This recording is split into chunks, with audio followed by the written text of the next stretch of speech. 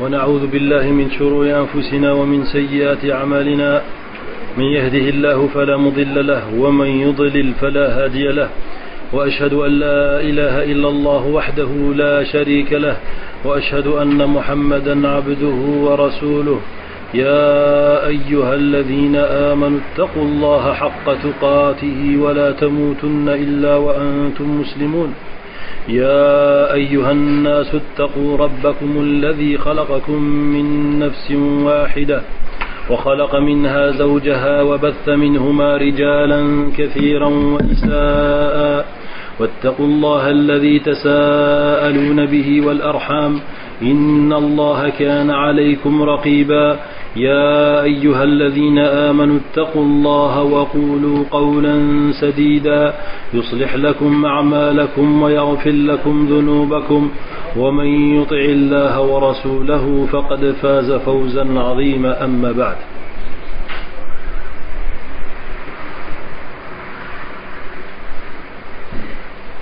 Donc,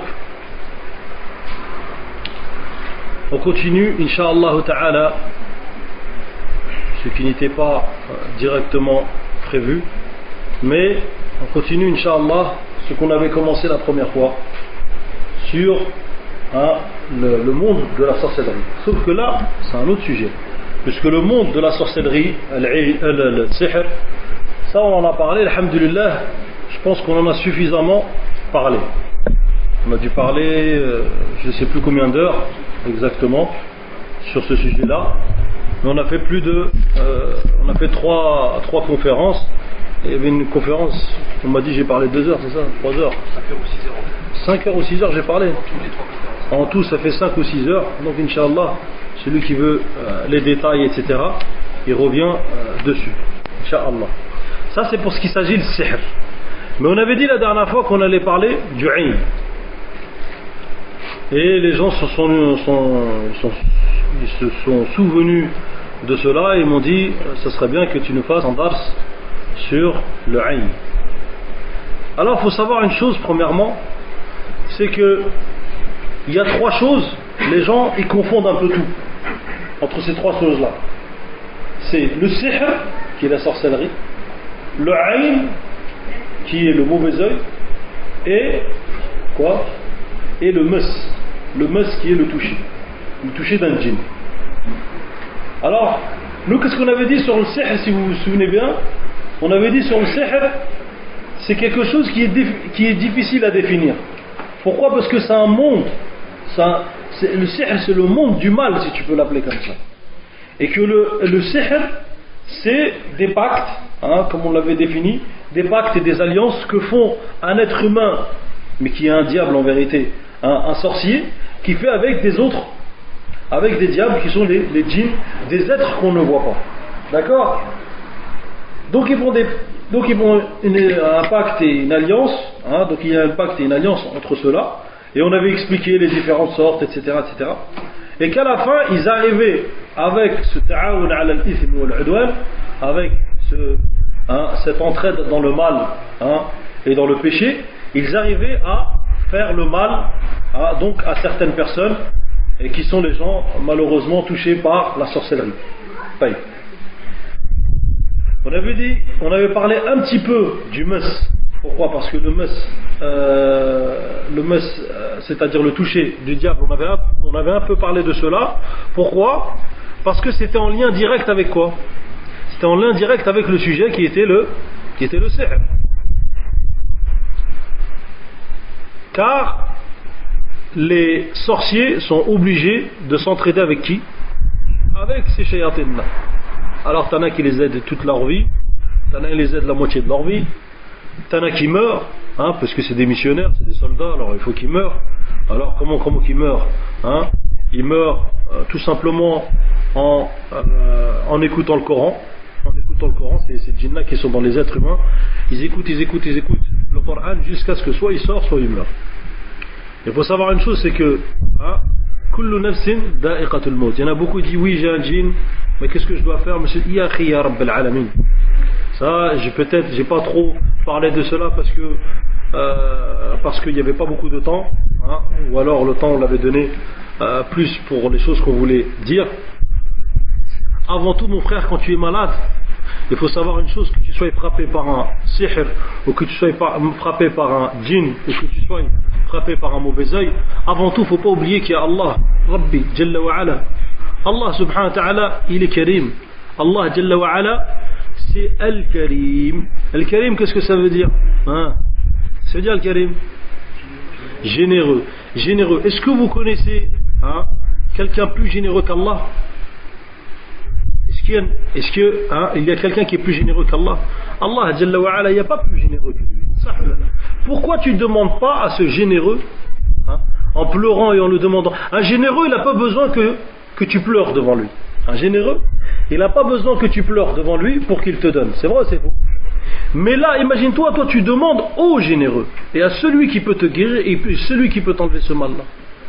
Alors pourquoi, hein, tu te lèves pas peut-être la nuit, une petite heure, tu mets ton réveil à 2 heures ou à 3 heures du matin et tu te mets à prier la nuit longuement et à demander à Allah subhanahu wa ta'ala qui te guérisse, plutôt que d'aller voir ces gens qui font la ruqya et que malheureusement beaucoup d'entre eux, ils ont besoin eux-mêmes de ruqya.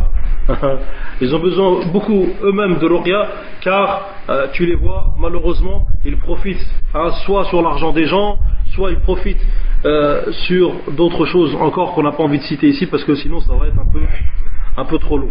Donc le conseil général que je donne et que je répète encore une fois, Bouzaïd, il n'est pas venu ici pour dire voilà,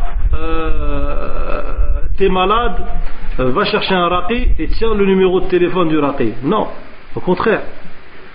Bouzaïd, Inch'Allah ta'ala, je suis venu, hein, parce qu'on vous aime pour Allah et on a voulu, Inch'Allah ta'ala, donner le conseil de ce qu'on connaît sur le sujet. Et la troisième chose aussi, pour Allam ce khair là, car enseigner ce bien là, il y a là une grande récompense. Comme on a dit hier, hein, le hadith du prophète sallallahu alayhi wa sallam, celui qui enseigne un bien, et là quoi, il a la récompense d'un hajj, ou celui qui vient le prendre, même celui qui vient prendre ce bien là, il a la récompense d'un hajj complet. On est venu pour ça, et surtout on est venu pour que les gens, plutôt qu'ils s'en remettent envers les raqis, ils s'en remettent envers qui? Ils s'en remettent à Allah. Pourquoi quand tu es malade, tu ne demandes pas à Allah Jalla wa Ala? Ça c'est un gros problème. Ça c'est la foi qui a baissé dans le cœur des musulmans. Avant ils n'avaient pas besoin d'autant d'hôpitaux ou d'autant de choses. Pourquoi? Parce qu'ils s'accrochaient directement à Allah subhanahu wa ta'ala. Voilà pour ce qu'il s'agit, on va un peu citer les différences. Donc la sorcellerie c'est bon, on a fait tout le dars sur la sorcellerie. On a dit qu'il y avait des liens entre la sorcellerie et les djinns, les mauvais djinns plutôt, pas tous les djinns, parce qu'il y a les djinns qui sont bons et les djinns qui sont mauvais, hein. Les mauvais djinns,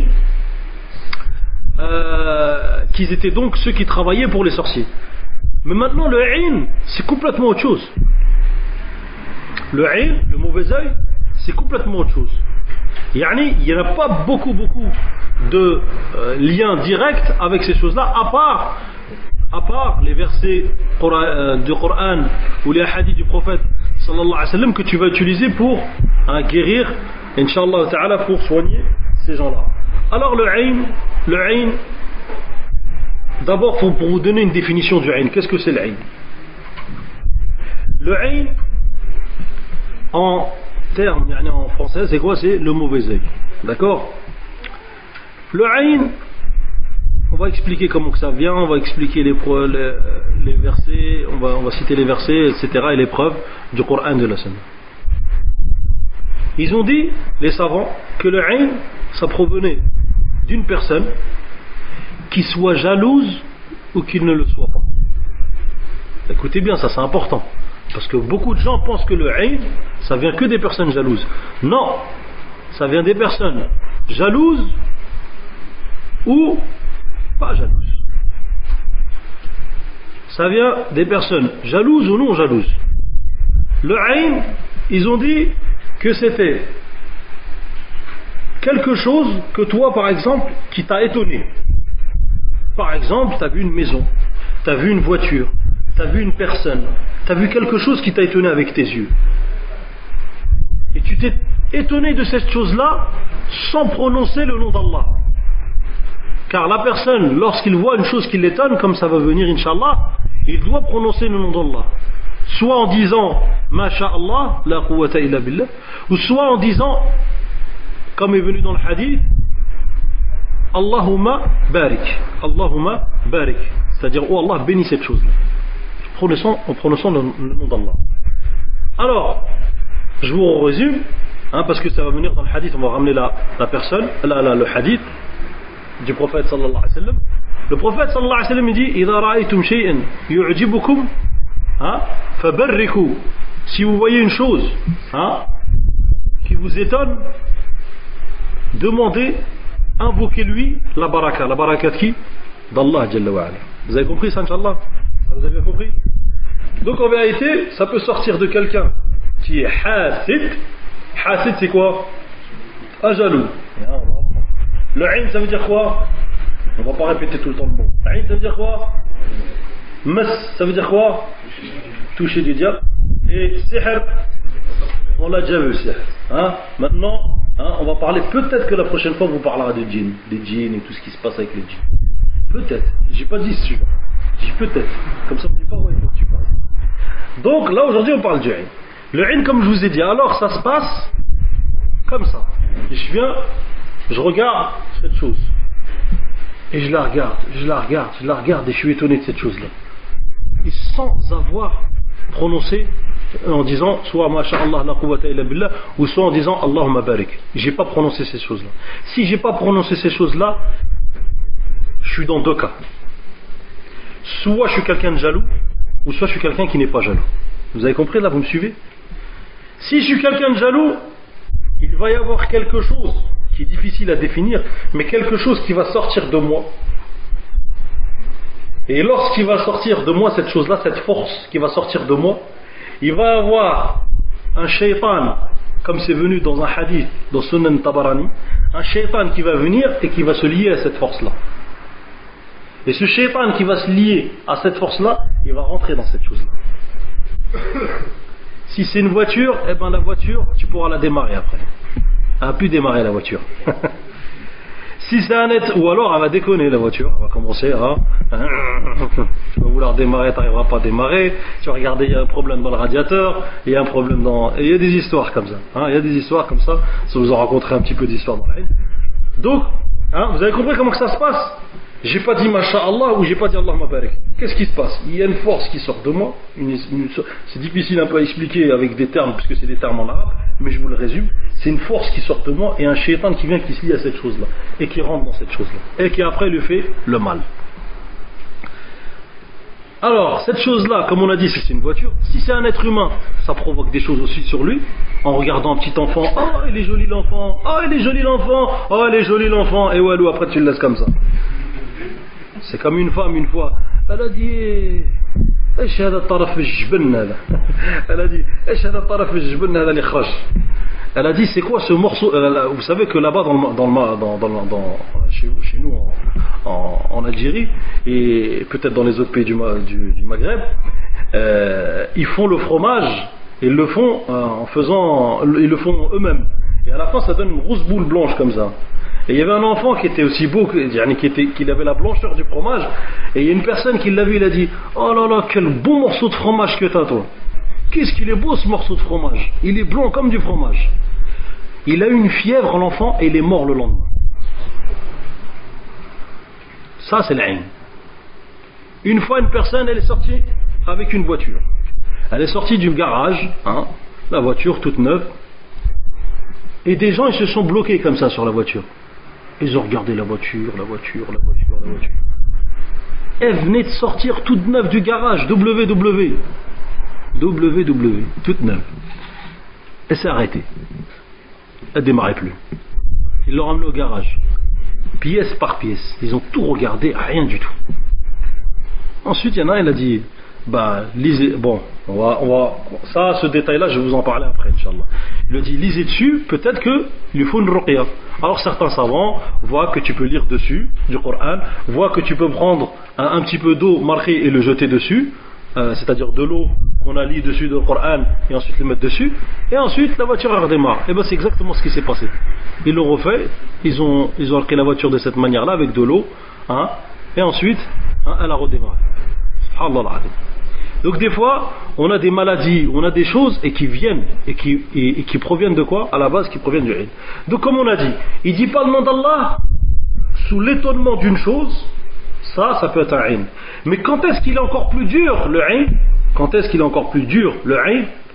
C'est quand il est jaloux. Alors lui il est jaloux, déjà il n'aime pas qu'il ait ce bien là, que toi tu aies ce bien là. Alors là il devient jaloux.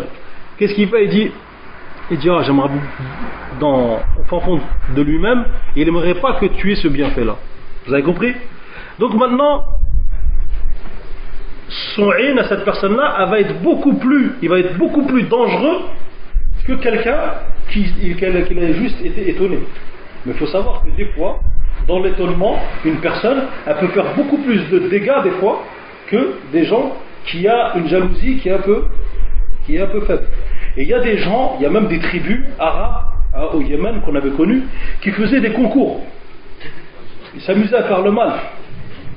Ils regardaient, t'as vu l'oiseau là, comment il vole là, regarde, comment il vole là. Et puis c'était un concours, il va tomber, et il tombe. Ça vous fait rire, mais ça existe. Ça existe. Ça, l'ilm, c'est vraiment quelque chose. Le prophète, alayhi salatu wassalam, retient ça. Quelqu'un qui te dit, le ilm, ça n'existe pas, toi tu le dis. Il y a un hadith du prophète, sallallahu alayhi wa sallam, il dit, al-aynu haq. Elle a répété le hadith. Al-aynu haq. Al-aynu haq. Donc le ilm, il existe ou il n'existe pas? Le prophète sallallahu alayhi wa sallam dit, le ilm, le mauvais œil, c'est une vérité. Mais faut, Inch'Allah, on va voir les preuves, Inch'Allah.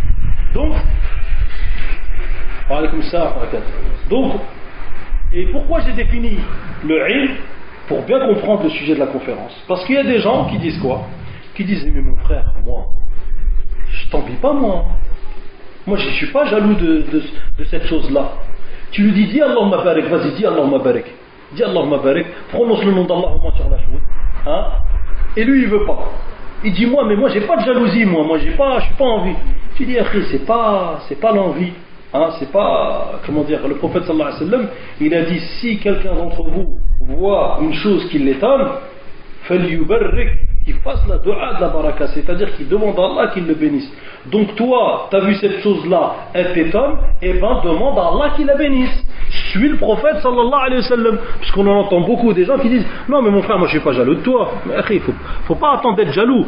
Un seul étonnement sur la chose peut être quoi? Peut suffire pour que la chose soit quoi?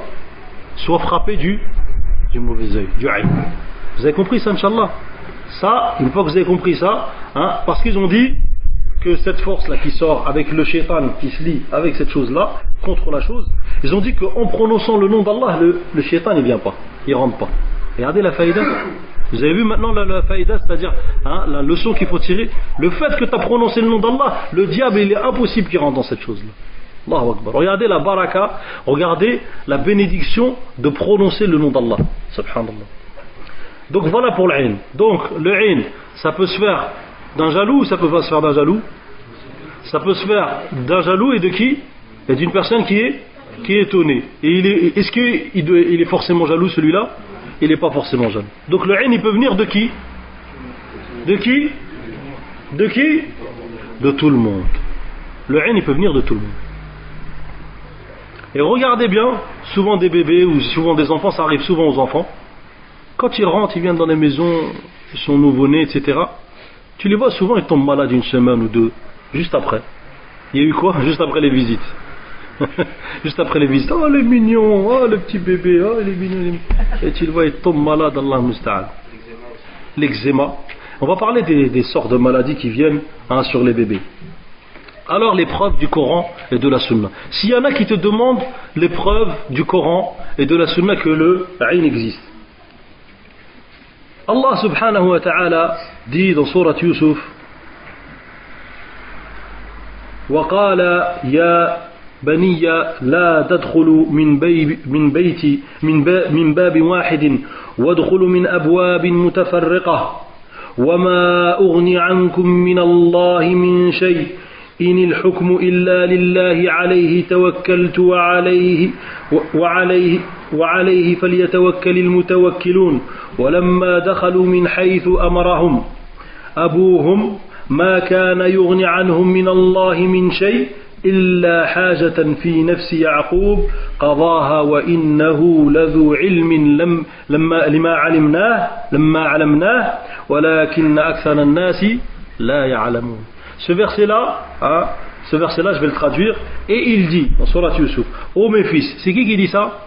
C'est Yaqub qui dit ça à ses enfants. Ô mes fils, n'entrez pas par une seule porte, mais entrez par des portes séparées.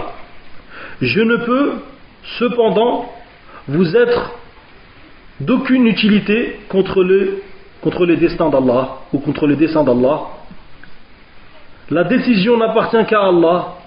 En lui je place ma confiance, et que ceux qui placent leur confiance la placent en lui, étant entrés comme leur père le leur avait demandé, cela ne leur servit à rien contre les décrets d'Allah. Ce n'était au reste qu'une précaution que Yaqub avait jugé de leur recommander. Il avait pleine connaissance de ce que nous lui avons enseigné, mais la plupart des gens ne savent pas. Ya'ni, je vous résume le verset. Yaqub, il avait beaucoup d'enfants, alayhi salam. Yaqub, il avait plusieurs enfants, et parmi ses enfants, il y avait Yusuf. Et Yaqub, ses enfants, à un moment, il devait rentrer à Misr. Et au moment de rentrer à Misr, il leur a dit quoi? Ya baniya, la tadkhulu min babin wahidin. Il leur a dit, ne rentrez pas par une seule porte, wadkhulu min abwabin mutafarriqa. Mais rentrez plutôt par quoi? Rentrez plutôt par des portes qui sont séparées. Pourquoi? Il est là la chose. C'est que toi tu viens par exemple, tu as 12 garçons. Et tu es invité un jour chez quelqu'un. Tu as 12 garçons, tu es invité un jour chez quelqu'un.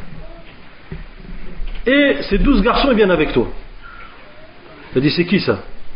Dire c'est mes enfants. 1, 2, 3, 4, 5, 6, 7, 8, 9, 10, 11, 12. Comme ça, il compte 12 enfants comme ça qui rentrent. Qu'est-ce qui va se passer lui? La plus petite des choses, c'est qu'il va être étonné. Ça, c'est la plus petite des choses qu'il a 12. Ça, c'est la plus petite des choses. Mais la plus grande des choses, c'est quoi? C'est qu'il est carrément, qu'il t'envie, ou qu'il est complètement jaloux. Il dit, oh, j'aimerais bien avoir autant d'enfants, et en plus qu'ils viennent comme ça, etc., etc. Vous avez compris? Donc, Yaqub avait peur que du fait qu'il rentre d'un seul coup, ça va attirer quoi? Le regard des gens. Et attirer le regard des gens, ça aussi, c'est une cause, que le musulman doit, qu'un musulman doit se préserver du regard des gens. C'est une cause qu'il doit faire pour ne pas s'attirer quoi? Pour ne pas s'attirer le ilm. C'est pour ça que Uthman radiallahu anhu, qu'est-ce qu'il faisait? Il a vu un jour un enfant avec une belle pommette, il lui a dit cachez-lui sa pommette avec ses cheveux ou je sais plus avec quoi. Il lui a dit cachez-lui sa pommette, cette belle chose qu'il a sur cette pommette, cachez-lui. Pourquoi il a dit ça, Uthman radiallahu anhu? Parce qu'il avait peur que le ilm le frappe. Des fois il y a des enfants, ils ont des beaux cheveux, des fois ils ont des beaux yeux, etc. Des beaux yeux, tu vas pas lui mettre des lunettes de soleil, mais bon, tu évites de le montrer. Et de toute façon, il y a aussi des moyens de protection qu'on va citer, Inch'Allah, pour ça. Mais un des plus grands moyens de protection, c'est quoi? C'est déjà de d'éviter que le regard soit vers toi. Et c'est pour ça que Yaqub a dit quoi? A dit ne rentrez pas d'une seule porte, mais rentrez de plusieurs portes. Et regardez ce qu'il a dit. وَمَا أُغْنِ عَنْكُمْ مِنَ اللَّهِ مِنْ شَيْءٍ. Je ne peux cependant vous être d'aucune utilité contre le décret d'Allah. Moi je fais juste un sabab. Vous avez compris ça, Inch'Allah? Moi je fais juste une cause. Alors Ibn Kathir, qu'est-ce qu'il nous dit à ce verset? Allah dit en parlant de Yaqub qui lui ordonna à ses enfants, lorsqu'il les prépara pour partir avec leur frère Binyamin en Égypte, de ne pas entrer par la même porte, mais par des portes séparées. Ibn Abbas, qui était donc un grand savant, qui était un des plus grands compagnons, et celui qui a donc expliqué le Coran, Ibn Abbas, Muhammad ibn Ka'b, Mujahid, Ad-Dahhak, Qatada, ainsi que As-Suddi, hein, ils disent tout ça, ainsi que d'autres ont dit à ce propos. Qu'est-ce qu'ils ont dit sur ce verset-là? Yaqub, ils craignaient pour eux le mauvais œil, car ils étaient beaux et ils avaient une belle allure. Il eut donc peur que les gens ne les atteignent par le mauvais œil, car le mauvais œil peut désarçonner un cavalier de sa monture. Vous avez compris ça? Vous avez compris ce verset? Donc s'il y en a un qui te pose la question, mais mon frère, ça n'existe pas, le ayn, c'est quoi ces trucs-là? Les autres, ça n'existe pas chez eux. Et les autres, c'est les autres. Nous, on est des musulmans, déjà, premièrement. Hein, les autres, tu dis... Parce qu'il y a des gens, tant qu'ils ne voient pas comme ils disent, hein, ils ne croient pas. C'est-à-dire que cette personne-là aussi, elle ne croit pas en sa vie. Parce que ta vie, toi, elle est basée sur beaucoup de choses que tu ne vois pas. C'est vrai ou c'est faux? Hein, ta vie, elle est basée sur des projets que tu ne vois pas. Alors, tu crois pas, tu vois pas, tu crois pas. Ah là, ça, c'est une règle. C'est une règle, il n'y a pas plus... Il n'y a pas plus bête que cette règle-là. Ce que tu vois pas, ce que tu ne vois pas, tu ne crois pas. Ça, non. L'électricité, tu la vois, l'électricité? On la voit, l'électricité. Pourtant, on y croit, ça, là. Ah, on y croit. Ça, là. Mais l'électricité, on la voit à œil nu, on la voit pas. Donc, hein, ça, pourquoi? Parce que ça a été aussi, des gens maintenant, ils utilisent des choses pour, des armes pour parler contre l'islam. Alors ils disent, ouais, mais l'ayn, c'est quoi ce truc là? Tu le vois, toi, l'œil qui sort un laser comme ça de son œil et qui va vers là-bas? Tu le vois pas, donc ça n'existe pas.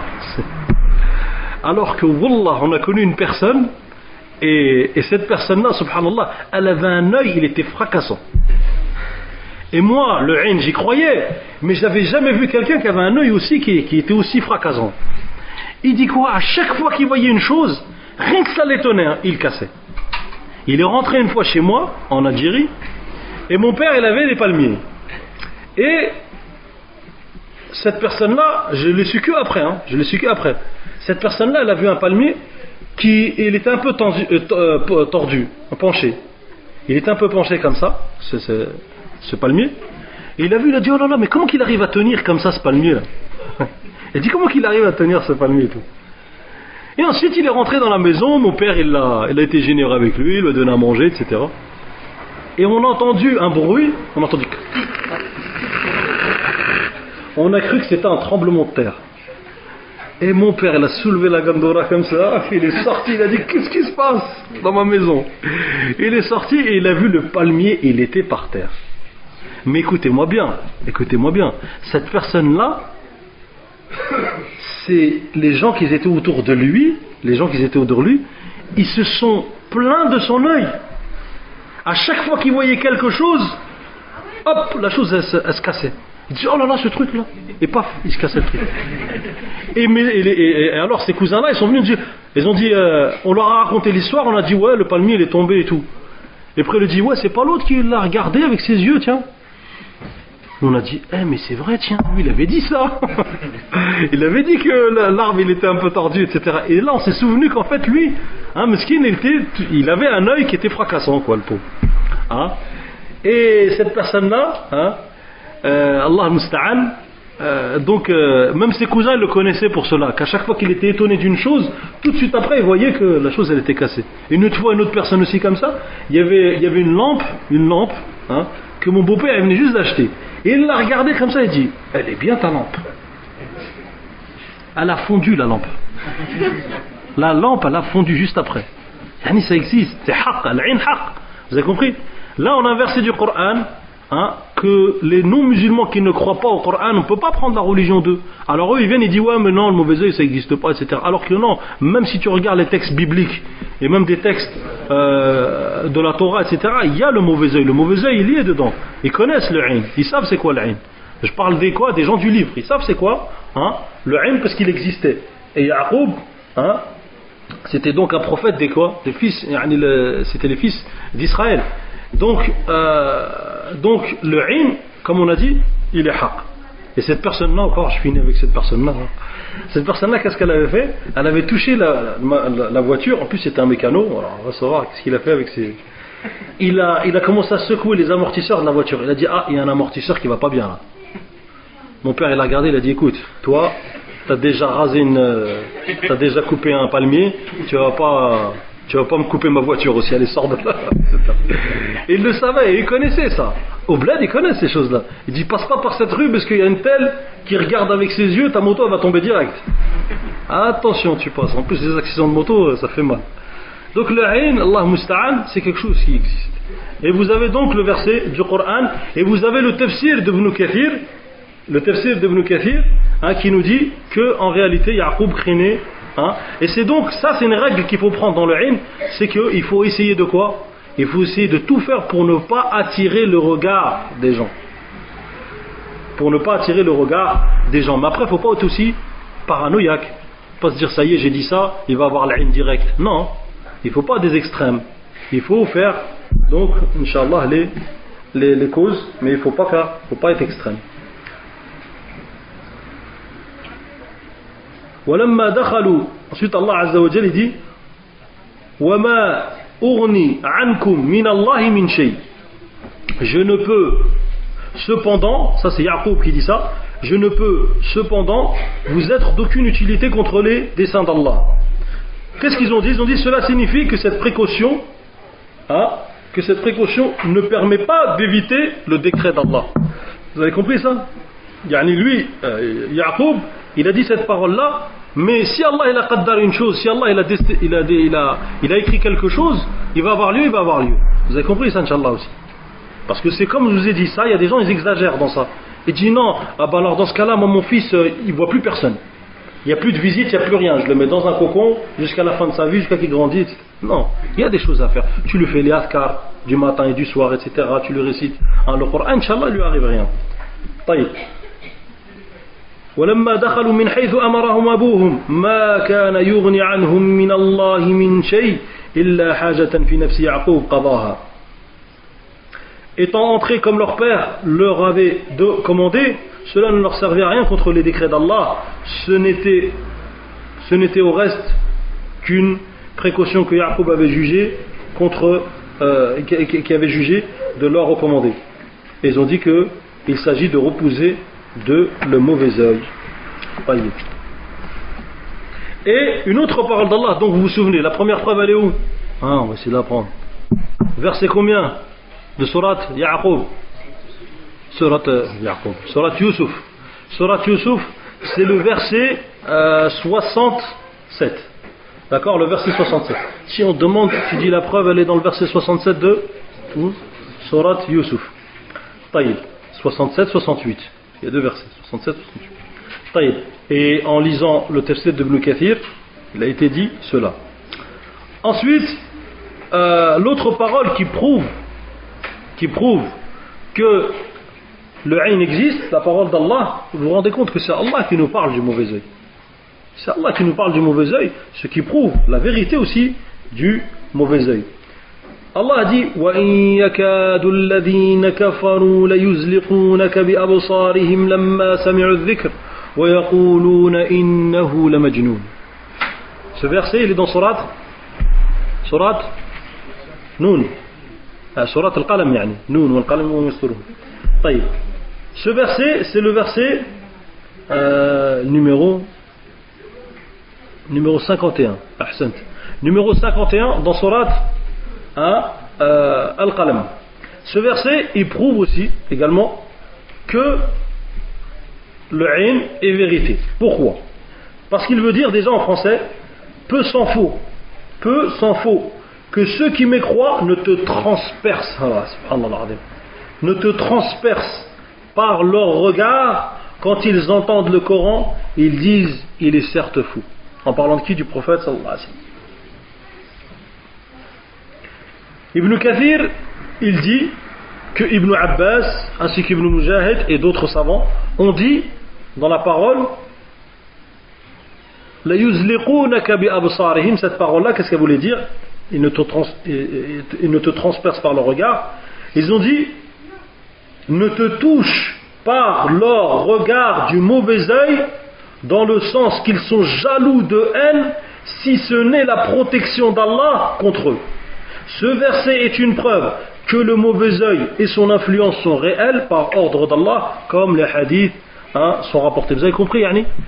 Que cela, Yani que ces gens-là, par leur haine et leur jalousie, eux ils ne savent pas dire Allahumma barik ou quoi que ce soit, hein, les non-musulmans.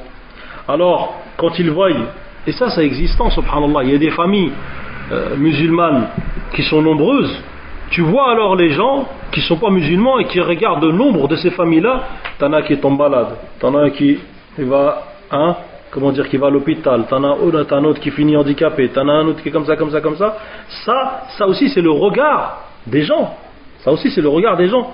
Mais les gens, les musulmans, c'est-à-dire les parents, s'ils avaient appris aussi à faire les adhkar, ce qu'on appelle, hein, les du'a du matin et du soir pour leurs enfants, et en les protégeant avec les versets du Coran et de la Sunna, il n'y aurait pas autant de dégâts. Le Coran, regardez, il nous préserve, subhanallah. Le Coran, subhanallah, ainsi que la Sunna, hein, il nous préserve. C'est pour ça qu'il y a des précautions, il y a des choses à faire avant d'être frappé par le mauvais œil. Et cela, on va en parler, Inch'Allah, c'est les du'a justement qu'il faut faire. Donc vous avez compris, ça aussi, ce verset qui est dans Surat Al-Qalam, ce verset-là prouve, hein, la force, hein, du mauvais œil, hein, subhanallah, ne te transperce. La yuzliqunaka bi absarihim. Hey, subhanallah. Il dit, law kana shay'un sabaqa al-qadar la sabaqathu al-ayn. S'il y avait une chose qui avait devancé, hein, le destin ou la prédestination, ça aurait été le mauvais œil. Tellement que le mauvais œil, hein, est dur.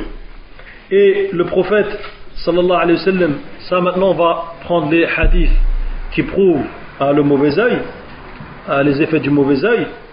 Le premier hadith, c'est celui qui a été rapporté par Abu Huraira radiyallahu anhu, que le prophète sallallahu alayhi wa sallam a dit al-aynu haqq, al-ayn haqq. Le mauvais œil est une réalité. Le mauvais œil est une réalité. Et ce hadith-là, il est rapporté par Bukhari et Muslim. Et tout le monde l'a appris aujourd'hui. On le répète, al-aynu haqq. Il est rapporté par qui?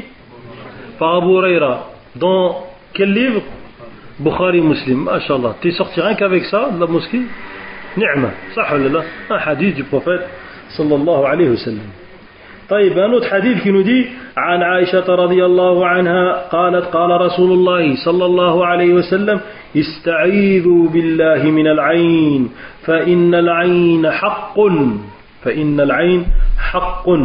Le prophète alayhi salatu wassalam dit, selon Aïcha, le prophète sallam dit, hein, il dit demander protection auprès d'Allah contre le mauvais œil. C'est un ordre. Et cet ordre-là, il vaut mieux que tu le fasses si tu veux être protégé de quoi? Du mauvais œil. Demander protection auprès d'Allah contre le mauvais œil, car le mauvais œil est quoi? Le mauvais œil est vérité. Et selon Na'am, et ce hadith donc il est rapporté, il est dans Sahih al-Jami' de Cheikh Al-Albani rahmatullah alayh. Ce hadith donc il est sahih. طيب un autre hadith également عن ابن عباس رضي الله عنهما قال رسول الله صلى الله عليه وسلم العين حق ولو كان شيء سابق القدر لسبقته العين وإذا استغسلتم فاغسلوا. Ibn Abbas رضي الله عنه rapporte que le prophète sallallahu alayhi wa sallam a dit le mauvais œil est une réalité. Et si une chose devait précéder le destin, c'est le mauvais œil qui le précéderait. Subhanallah al-azim. Et ça prouve la force du ayn. Et si l'on vous demande le lavage, faites-le. Et on va parler, Inch'Allah, aussi du lavage. Le lavage qui est un lavage contre le lavage pour guérir ou soigner le ayn. C'est-à-dire que si quelqu'un te demande, hein, ça on va le voir Inch'Allah après. طيب. Et aussi un autre hadith qui a été rapporté dans le Jami' al-Sahih عن أسماء بنت عميس رضي الله عنها قالت يا رسول الله إن بني جعفر تصيبهم العين أفأسترقي لهم فقال صلى الله عليه وسلم نعم فلو كان شيء سابق القضاء لسبقته العين. Asma ibn bint Umays radiyallahu anha dit que le prophète sallallahu alayhi wa sallam a dit, plutôt elle a dit au prophète sallallahu alayhi wa sallam: ô messager d'Allah, les enfants de Ja'far sont atteints du mauvais œil. Dois-je les exorciser, dois-je leur faire la ruqya? Il répondit sallallahu alayhi wa sallam: oui. Et si une chose devait précéder le destin, c'est le mauvais œil qui le précéderait. Alors regardez, les enfants de Ja'far, ils parlent de quoi? Ils parlent de qui plutôt? Les enfants de Ja'far. Ça prouve quoi? Ça prouve qu'il y a des enfants qui sont plus touchés que d'autres. Il y a des enfants qui sont soit beaux et très mignons, et ceux-là ils sont touchés plus que les autres. Il y a des enfants qui sont beaucoup plus intelligents, il y a des enfants, etc. Ensuite regarde les caractéristiques des enfants, et selon les caractéristiques des enfants, il faut faire donc la ruqya, ou donc les asbab, les causes, afin de protéger nos enfants et qu'Allah les protège tous. Un autre hadith aussi qui nous prouve le ayn, c'est le hadith, c'est le 5e, c'est le hadith d'Abu Dharr, où le prophète sallallahu alayhi wa sallam a dit: Inna al-ayn la tula'u birrajuli bi'idhnillah hatta yas'ada haliqan fayataradda minhu. Subhanallah al-azim. Et ce hadith-là, Cheikh Al-Albani le rend authentique. Dans Silsila Sahiha, 9889. طيب. Ce hadith d'Abu Dharr, écoutez bien, le prophète sallallahu alayhi wa sallam dit: certes le mauvais œil atteint la personne à tel point de gravir une haute montagne puis d'en tomber. Cela veut dire que le mauvais œil peut toucher une personne et influer sur elle en sorte que si elle gravit quelque chose de haut, elle peut tomber d'au-dessus sous l'effet du mauvais œil. Il y a des gens, ils sont très intelligents. Et wallahi, ils n'ont pas pris leurs précautions contre l'ayn et ils ont été donc touchés par le ayn. Je connaissais donc moi quelqu'un qui avait une facilité d'apprendre. Ça veut dire ce qu'il lisait, hop, c'était comme un ordinateur, c'était comme une disquette sa tête. Et cette personne-là, il ne faisait pas attention et il ne faisait pas bien le dhikr du matin et du soir. Et qu'est-ce qui s'est passé? Du jour au lendemain, mais vraiment quand je vous dis du jour au lendemain, c'est vraiment du jour au lendemain. Il arrivait à écouter un dars, comme là vous êtes en train d'écouter, il le répète encore mieux que la personne de laquelle il a appris. Subhanallah. Il sortait du dars, et il arrivait, il disait, il a dit ça, et c'est dans telle page, et c'est dans tel volume, et ça, et ça, et ça, et ça. Il retenait tout. Un vrai ordinateur, Allah ibarak. Qu'est-ce qui s'est passé? Du jour au lendemain, plus rien. Il n'arrivait même pas à lire un verset du Coran, même pas à apprendre. Ça c'est quoi ça? Billah alaykum. Les gens qui l'écoutaient, ils étaient comme ça. Ils ouvraient la bouche. Mais lui, le fait qu'il a arrêté ses protections, et lui-même il le sait pourquoi il a arrêté les protections, j'ai appris cette personne-là ne faisait pas ses protections, il le loupe une fois ou deux fois, hop, ça y est. Et bien du jour au lendemain, il n'arrivait plus à rien faire. Subhanallah. Et ça, il y en a beaucoup dans la vie de tous les jours. Il y en a beaucoup dans la vie de tous les jours, quelqu'un qui est très sportif, et du jour au lendemain, il y a une cassure comme ça. Ça, il faut regarder aussi les gens qui sont autour de toi. Et souvent, une personne, elle se souvient de c'est qui lui a fait le ayn. Souvent, elle se souvient. Souvent, et ça fait partie de la miséricorde d'Allah. Jalla wa ala. Souviens-toi juste que, par exemple, une fois, tu étais en voiture et tu as vu une personne et qui t'a dit qu'est-ce qu'elle est bien ta voiture. Et juste après, la voiture, il lui est arrivé quelque chose. Ben ça, c'est une personne qui, malheureusement, est la personne qui c'est une porteuse, comme on appelle ça, une porteuse de mauvais œil. Et on va dire qu'est-ce qu'il faut faire dans un cas comme cela. Donc souvent tu t'en souviens. Souvent tu te souviens c'est qui t'a porté le ayn. Et qu'est-ce que tu dois faire au moment où tu es touché par le ayn? Ça aussi on va en parler, Inch'Allah. Et le prophète alayhi salatu wassalam dit: Al-aynu tastanzilu al-haliq. La ilaha illallah. Le prophète sallallahu alayhi wa sallam dit: selon Ibn Abbas, le mauvais œil est une réalité pouvant faire tomber une personne du haut d'une montagne. Et il y avait une qissa comme ça aussi. Heureusement que les gens ne voyaient pas bien les avions des fois. Parce que, Allah musta'an. Il y avait une qissa comme ça, où une personne, elle avait vu un oiseau dans le ciel. Elle l'a vu. J'avais un livre, il était comme ça, il racontait que des histoires de haine. Mais vraiment des histoires qui se sont passées. Elle a vu l'oiseau qui était en haut du ciel, qui était comme ça dans le ciel, et en train de voler. Il dit, regarde l'oiseau, comment qu'il est haut. Il est tombé raide comme ça, l'oiseau. Il y a des gens vraiment, Allah musta'an. Et regardez là ce qu'il nous dit le prophète sallallahu alayhi wa sallam, ça c'est des réalités. Il nous dit, ça peut te faire tomber d'une montagne. Quand tu vois quelque chose qui est haut, quand tu vois quelque chose qui t'étonne, comme on a dit, il faut que tu dises Allahumma barik, masha'Allah, la quwwata illa billah. Et il dit aussi, et là c'est le plus grave, et c'est pour ça que là on va rentrer Inch'Allah dans les détails. Le prophète alayhi salatu wa sallam dit, Al-aynu tudkhilu al-rajula al-qabra wa tudkhilu al-jamala al-qidra. Regardez, le prophète sallallahu alayhi wa sallam, qu'est-ce qu'il dit? Il dit, le mauvais œil fait entrer la personne dans la tombe et plonge le chameau dans la marmite. Qu'est-ce que ça veut dire? Ça veut dire qu'elle le tue aussi. Vous avez compris? Subhanallah al-azim.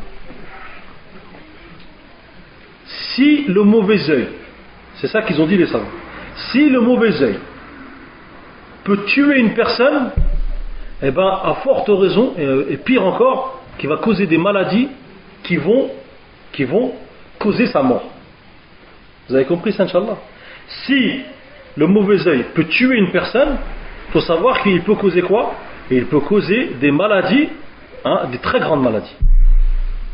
Et ça, on va faire un arrêt ici. Beaucoup de cancers, les savants ont jugé que beaucoup de cancers qui sont inexplicables aujourd'hui viennent du haïn. Ils viennent du haïn. Des cancers, cancer des os, cancer de ceci, cancer de cela. Beaucoup sont frappés par le haïn. Et moi, il m'est arrivé de faire, donc de partir avec des gens, faire ruqya sur des gens, je l'ai dit tout de suite, j'ai arrêté la ruqya, comme ça ne vient pas me demander après, de faire la ruqya pour des gens qui sont malades. Et ils étaient frappés par le cancer. Et subhanallah, lorsqu'on lisait le Coran, quand il avait un cancer des os, et ben il avait mal aux os. Quand tu lisais le Coran, il avait mal aux os. L'autre, il avait un cancer du poumon, ça avait mal au poumon. L'autre, il avait un cancer du bras droit, et il avait mal au... Regardez le Coran, qu'est-ce que ça fait. Subhanallah. Et il y avait une femme que j'ai connue, que je suis parti une fois à la voir avec des gens qui étaient malades. On est parti la visiter, elle était malade. Et elle était complètement gonflée, cette femme-là, et elle avait beaucoup d'enfants. Cette femme-là, elle avait beaucoup d'enfants. Et il y a une femme, qu'est-ce qu'elle lui a dit? Elle a dit, dis donc, c'est la crèche là. Dès qu'elle l'a vu arriver, elle a fait, c'est la crèche là. Elle a attrapé un cancer, elle est morte, Allah yarhamha. Elle a attrapé un cancer et elle ne faisait pas la prière. Après, alhamdoulilah, on l'a conseillé, on a dit, il faut que tu fasses la prière, on ne sait jamais, tu peux mourir du jour au lendemain, etc. Subhanallah, elle s'est remise à faire la prière et elle est morte comme ça. Allahu Akbar. Elle est morte en faisant, donc elle faisait la prière. Et cette femme-là, quand on a lu le Coran dessus, qu'est-ce qui s'est passé? Elle avait mal partout. Et ça prouve quoi? Ça prouve, ya ikhwan, que nous, Allah, il nous a donné quelque chose de magnifique, le Coran. Pourquoi on ne donne pas et pourquoi on n'attache pas de l'importance à ce livre qui est une guérison même pour nos corps? Subhanallah al-azim. Les salafs, si on regarde les prédécesseurs, ils n'avaient pas besoin des gens. Ils n'avaient pas besoin d'un raqi, quelqu'un qui est spécial et qui vient qui fait ruqya. Non. Si vous regardez bien, même celui qui a demandé la ruqya, dans le hadith d'Abu Sa'id al-Khudri, c'était qui? C'était un non-musulman.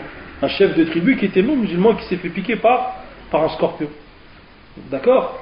Et que les salafs, c'est-à-dire nos prédécesseurs et nos compagnons, ils revenaient à Allah, ils demandaient à Allah, ils lisaient le Coran, ils demandaient au prophète sallallahu alayhi wa sallam, comment fait-on pour se protéger? Et le prophète sallallahu alayhi wa sallam, il disait, celui qui dit Bismillah alladhi la yadurru ma'a ismihi shay'un fil ard wa la fis sama wa as-sami' al-alim, celui qui dit cette parole-là 3 fois le matin, khalas, il n'a rien du tout. C'est comme ça. C'est ça, si tu dis que toi tu suis le manhaj des salafs, si tu dis que tu suis la voie des salafs, tu remets pas ta confiance aux créatures. Tu remets ta confiance à qui? Au créateur qui est Allah Jalla wa Ala. Donc, les maladies aujourd'hui, beaucoup de maladies incurables, ils viennent du ayn. Beaucoup de maladies incurables aujourd'hui, ils viennent du ayn. Et les plus grands symptômes, que je vais citer maintenant, les plus grands symptômes du ayn, c'est, premièrement, une fatigue qui ne lâche pas. C'est une fatigue qui ne lâche pas la personne. Du matin au soir, il est fatigué. Tout le temps, il est fatigué. Je parle pas, attention, je parle hors médical toujours. C'est pas quelqu'un qui me dit, ouais, j'ai fait un match de foot hier, et aujourd'hui je suis fatigué, ça y est, j'ai un ayn. Ou alors il est fatigué pendant une semaine, alors que ça faisait un mois qu'il n'avait pas fait du foot, et puis le lendemain, il dit, ah, tiens, je suis fatigué, il m'a aïen, et c'est lui qui m'a aïen, et puis après il va lui faire des embrouilles. Vous avez compris ça, Inch'Allah? Donc le premier symptôme, c'est quoi? C'est une fatigue qui le serre tout le temps et qui ne le lâche pas. Le deuxième symptôme, c'est quoi? C'est des maladies au niveau de l'appareil respiratoire. Il a de l'asthme, ou alors des étouffements quand il dort. Il a des petits étouffements, ça aussi. Ou alors également des avec cela des mal de tête aussi. Ça peut venir aussi des mal de tête.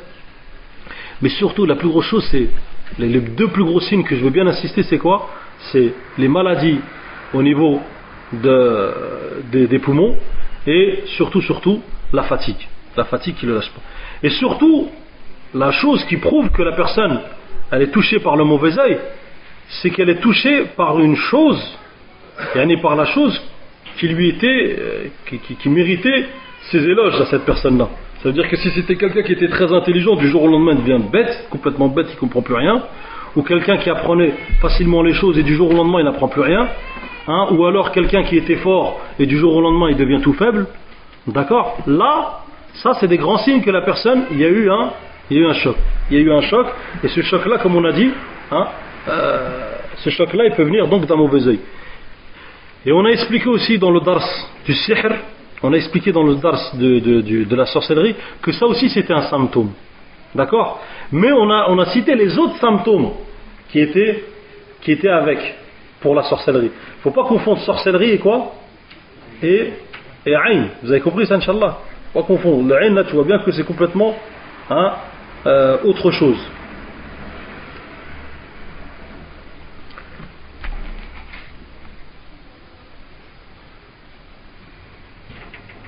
Ibn Hajar, rahimahullah ta'ala,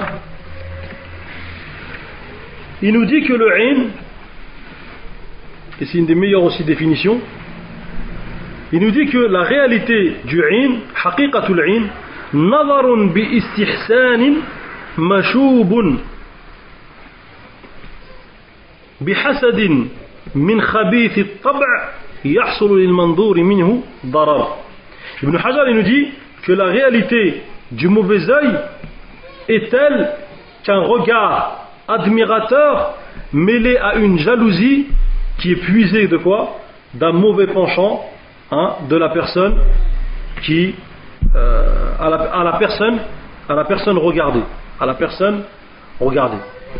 ouais. Tafadhal. Alaykoum salam wa rahmatullah.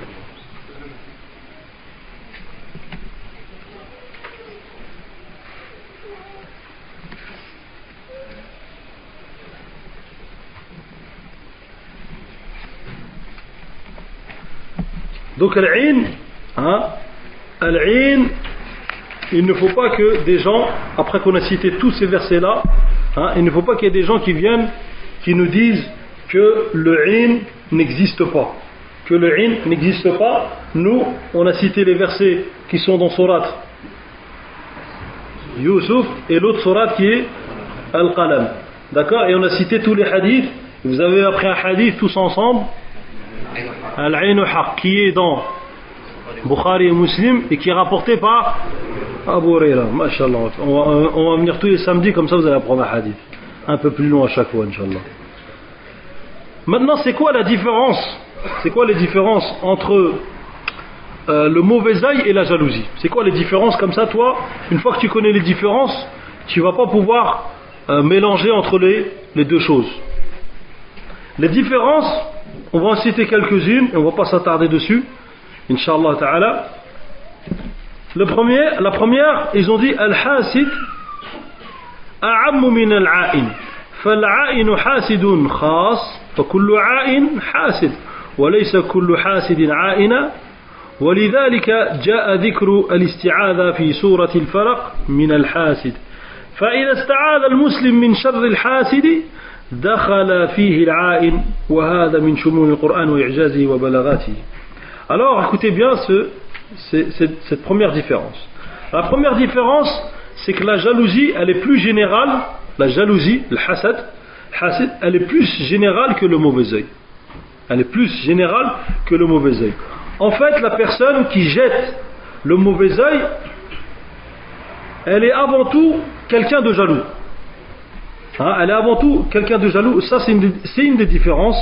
Elle est avant tout quelqu'un de jaloux.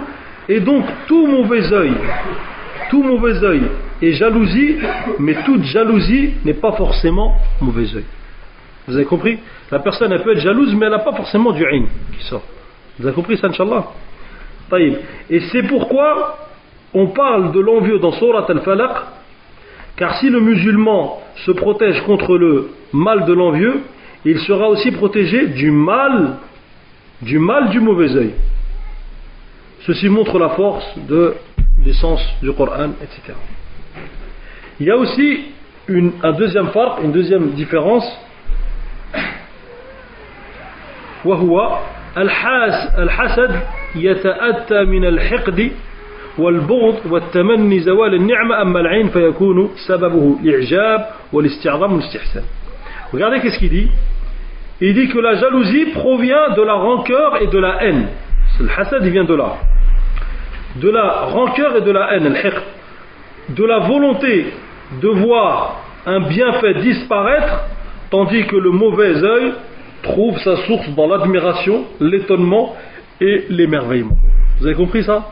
Ça aussi c'est pareil, c'est une des différences, Inch'Allah, citées.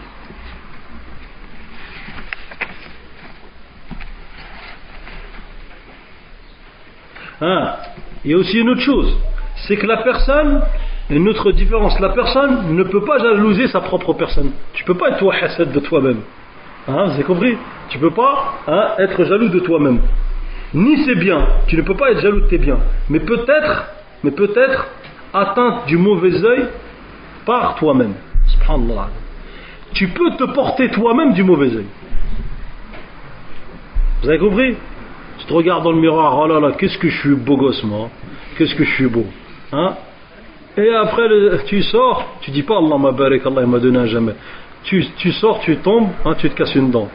Ça a été plus beau là. Donc vous avez compris, le hasad, tu peux pas t'envier toi-même, être jaloux envers toi. Mais par contre, le ayn, tu peux te le porter. Parce que le ayn, qu'est-ce qu'on a dit? Juste un émerveillement, juste le fait que tu es étonné, hop, tu peux être frappé. Vous avez compris ça, Inch'Allah? En réalité, si vous connaissez, Inch'Allah, les différences, si vous avez connu, on va dire, la définition du ayn, en réalité tout cela vous n'en avez pas beaucoup besoin, c'est-à-dire ces différences, mais elles sont quand même bien citées.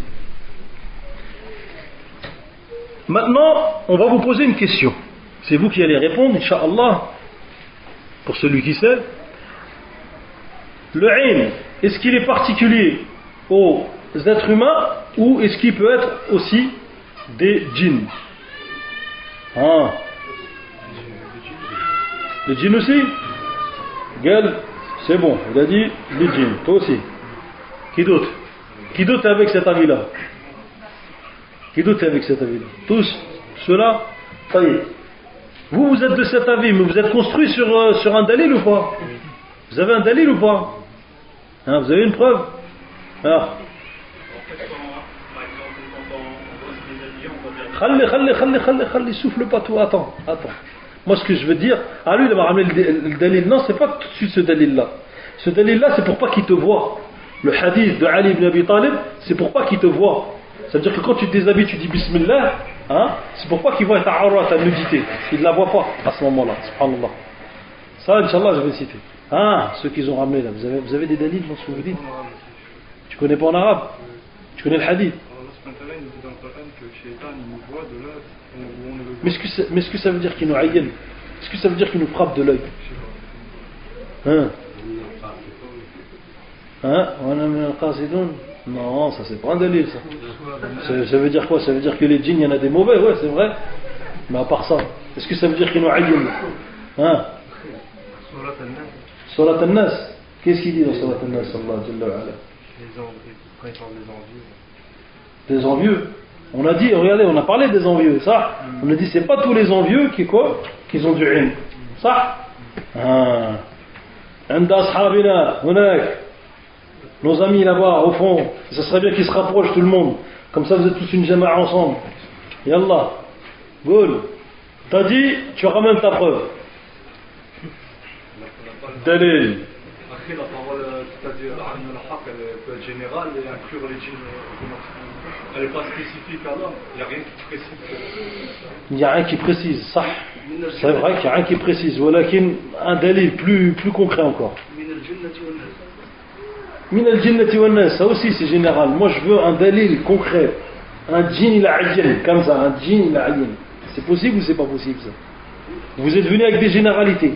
Maintenant moi je veux un hadith qui te prouve que le djinn yadrbuk ba'in. Le djinn te frappe de l'œil. Ah. Ça y est, il n'y en a plus? Oh là là, ils ont dit quelque chose, ils n'ont pas ramené la preuve. Qu'est-ce qu'on va dire? Hein? Qu'est-ce qu'on dit sur le Jama' al-Taqwa? Hein? C'est le hadith d'Abi Sa'id al-Khudri. Le hadith d'Abi Sa'id al-Khudri, le prophète sallallahu alayhi wa sallam,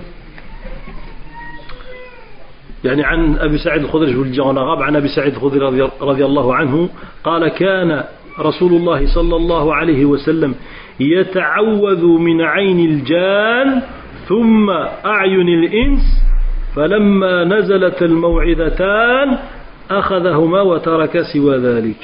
Ce hadith il a été rapporté par Tirmidhi et Cheikh l'Albani l'a rendu authentique.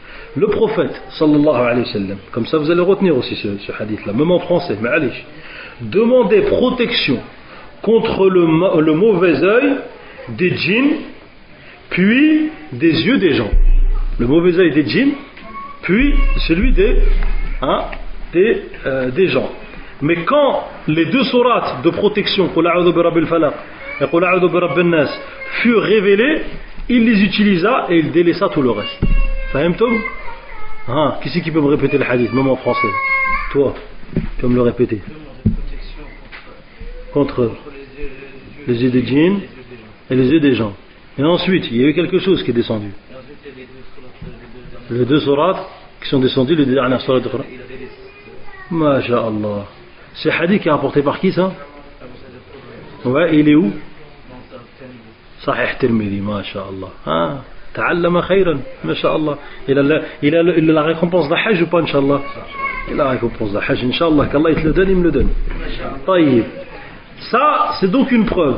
Et aussi, l'autre preuve, c'est عن أمنا سلمة رضي الله عنها أن النبي صلى الله عليه وسلم رأى في بيتها جارية في وجهها سعفة يعني بقعة سوداء فقال استرقوا لها فإن بها نضرة قال الفراء قوله سفعة أي نضرة من الجن. Alors selon notre mère, la mère des croyants, Salama, femme du prophète sallallahu alayhi wa sallam, rapporte que le prophète sallallahu alayhi wa sallam vit une servante qui se trouvait dans sa demeure. Dans la demeure de qui? Salama. Et elle avait sur son visage une trace noire. Une trace, comme ils ont dit, même ils l'ont fait par démoniaque, une trace noire. Cette trace noire, qu'est-ce qu'il a dit le prophète sallallahu alayhi wa sallam quand il l'a vue? Pratiquez sur elle la ruqya car elle a été touchée par un regard. Et les savants, qu'est-ce qu'ils ont dit? Ils ont dit que ce regard-là, comme le Hafid ibn Hajar, el-Farra, etc., ils ont dit que ce regard-là, c'était le regard d'un djinn. Vous avez compris ça, Inch'Allah? Donc celui qui a un changement de teint, mais vraiment un changement de teint radical, ou une vraie trace noire, comme cette femme-là, ou une trace jaune. Souvent, moi j'ai reconnu les gens qui ont un ayn, tu le reconnais avec une trace dans son visage, mais vraiment une trace anormale. Vous avez compris? Un changement de teint, etc. Et c'est ce qu'on appelle saf'a. Ce qu'on appelle as-saf'a. Et bien cela, ça prouve quoi? Ça prouve qu'il a été frappé par un regard. Qu'il soit djinn ou qu'il soit ins. Là, c'est la même chose. Mais ce qu'on veut rapporter, nous, c'est que, comment dire, c'est que les djinns peuvent donc nous frapper du ayn. Qu'est-ce qu'il faut faire alors? Quand tu rentres chez toi, déjà il y a des adhkars à faire. Tu dis bismillah, comme ça les djinns déjà, ils rentrent pas à la maison. D'accord? Ça, c'est une des premières choses à faire. Deuxièmement, tu fais les adhkars du matin et du soir, pour pas être touché. Ça, c'est pour ne pas être touché avant que ça arrive. C'est ça que je veux dire. D'accord? Tu fais les adhkars du matin et du soir. Tu dis Qul huwallahu ahad, Qul a'udhu bi rabbil falaq, Qul a'udhu bi rabbin nas, 3 fois le matin, après le fajr, et 3 fois après le maghrib. Vous avez compris ça, Inch'Allah? Ça, c'est des choses qui vont te protéger.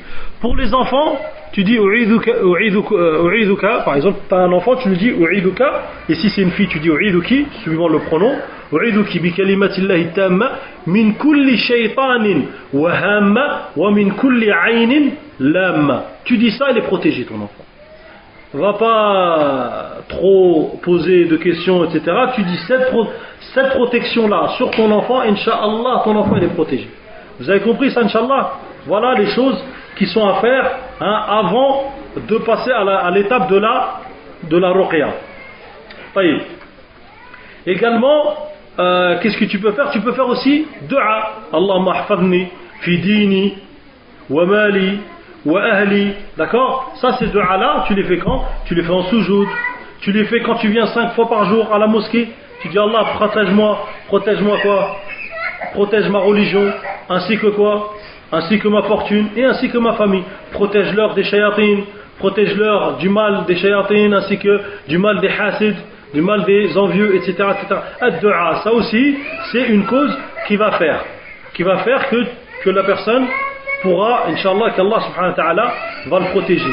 Il y a aussi une des meilleures protections avant qu'il t'arrive ce ayn, etc. Que tu te préserves avec la religion d'Allah. Ya ghulam, qu'est-ce qu'il a dit le prophète sallallahu alayhi wa sallam? Ya ghulam, ihfadillah, yahfazk.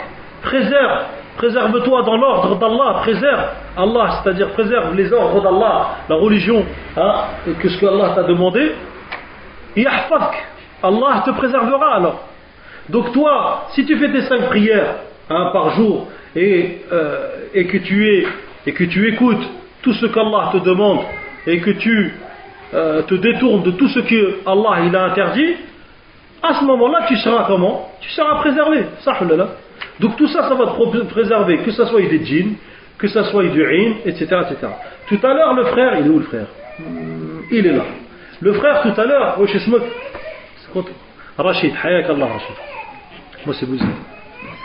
Rachid il nous a donné un hadith qui est très important. Ce hadith là, c'est lorsque tu te déshabilles.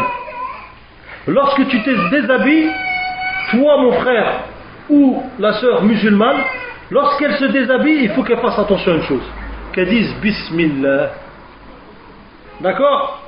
Au moment où elle dit Bismillah, il est vrai que les djinns nous voient, là ils peuvent nous voir, ils peuvent même être ici avec nous dans une mosquée, il y a des djinns musulmans qui viennent faire même la prière avec nous.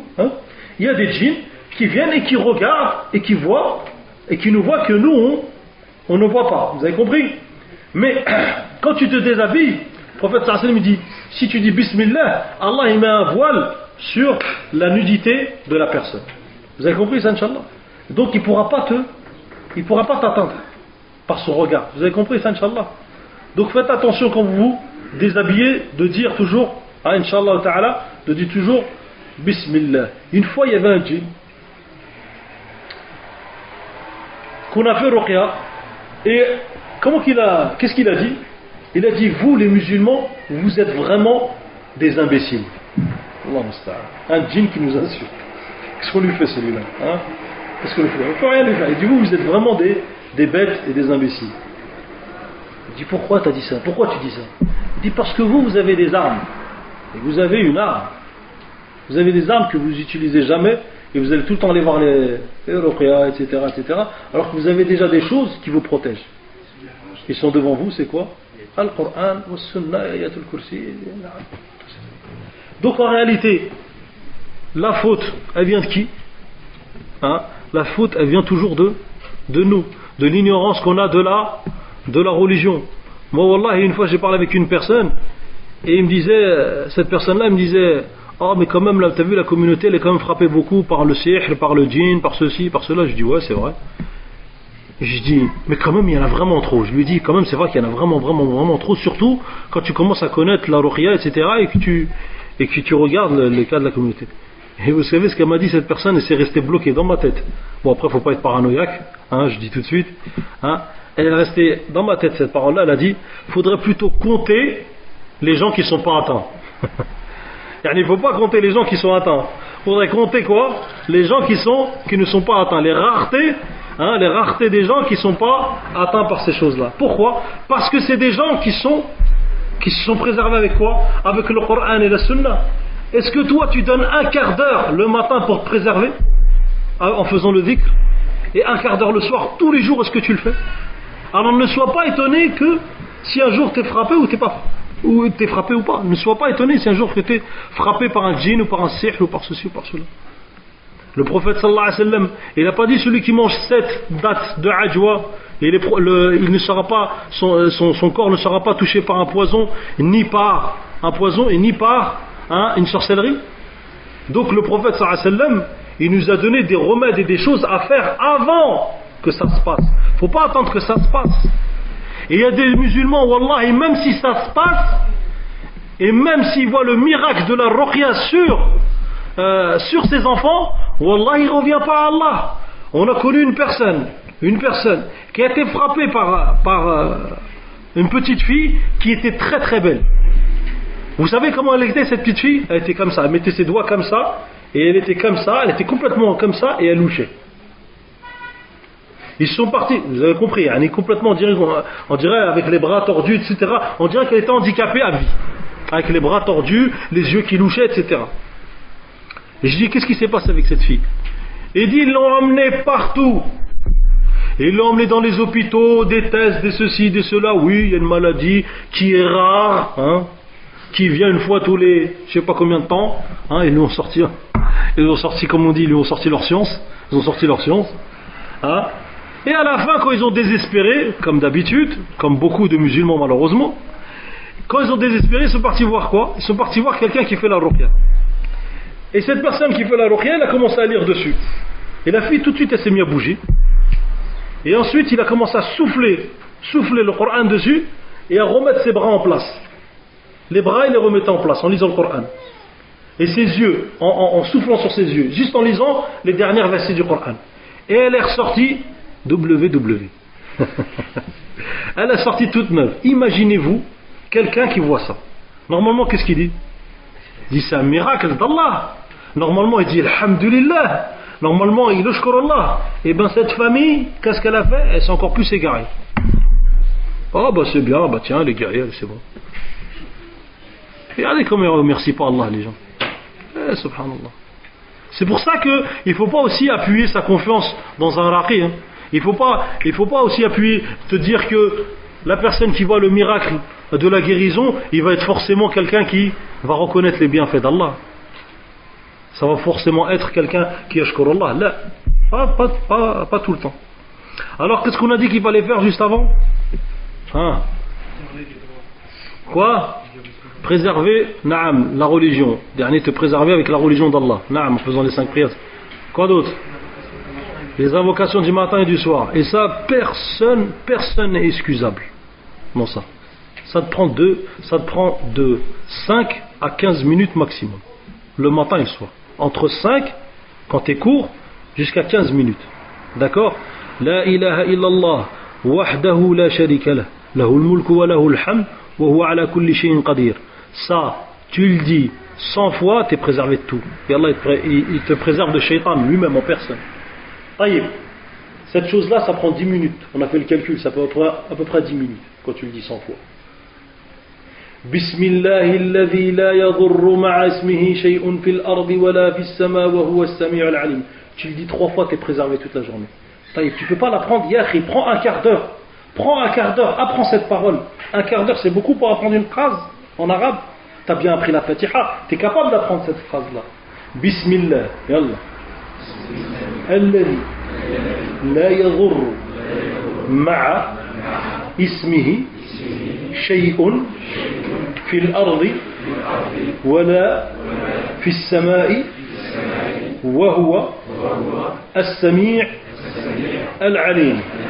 Qui c'est qui peut me la répéter?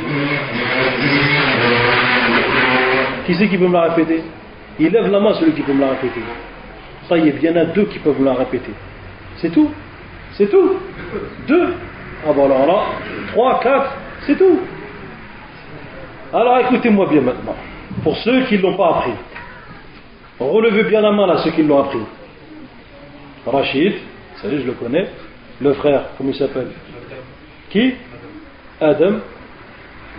Ahmed. Suleiman. Ahmed. Masha'Allah, il n'y a pas d'Ahmed. Yassine. Et qui? À côté? Karim. Bon, on en a à côté combien là? 7, 8. Taïeb. Et ceux qui ne peuvent pas la faire, ceux qui ne la connaissent pas, ils lèvent la main. Taïeb. Bon, il y en a à peu près, hein, on va dire à peu près une trentaine. Cette trentaine-là, vous savez ce qu'ils vont faire? Ils vont aller voir. Il y en a 10 qui vont aller voir Yassine, 10 qui vont aller voir Rachid, et 10 qui vont aller voir Ahmed. J'ai choisi comme ça, parce qu'ils étaient devant moi, c'est pas des préférences. Maintenant, celui qui veut prendre les hasanat de Rachid, il les prend. De Rachid, de Ahmed, il les prend si Ahmed. Vous en prenez 10. Vous en prenez 10 chacun. Et il leur apprend quoi? Bismillah, alladhi la yadurru ma'a ismihi shay'un fil ardi wa la fis samaa'i sami'. Wallah, tu dis 3 fois ça, t'es protégé de tout. Et moi, qui ai fait ruqya longtemps, ces 3 phrases-là, je ne les oubliais pas. Et ça m'a toujours préservé. Alhamdulillah. Ces 3 phrases-là. L'imam Qurtubi dit: ah, j'ai oublié un jour de faire ça, j'ai été piqué par un scorpion. Allahu Akbar. Donc, Inch'Allah, vous êtes d'accord, Ahmed, Yassine et Rachid? Vous en prenez, Inch'Allah, un petit groupe avec vous. Vous leur apprenez cette phrase, vous leur faites répéter pendant un quart d'heure. Khalas. Et vous aurez la récompense d'un hajj. L'islam, din, amal, il faut amal. C'est pas ces gens-là qui ils sortent et ils sont ignorants, on leur apprend rien.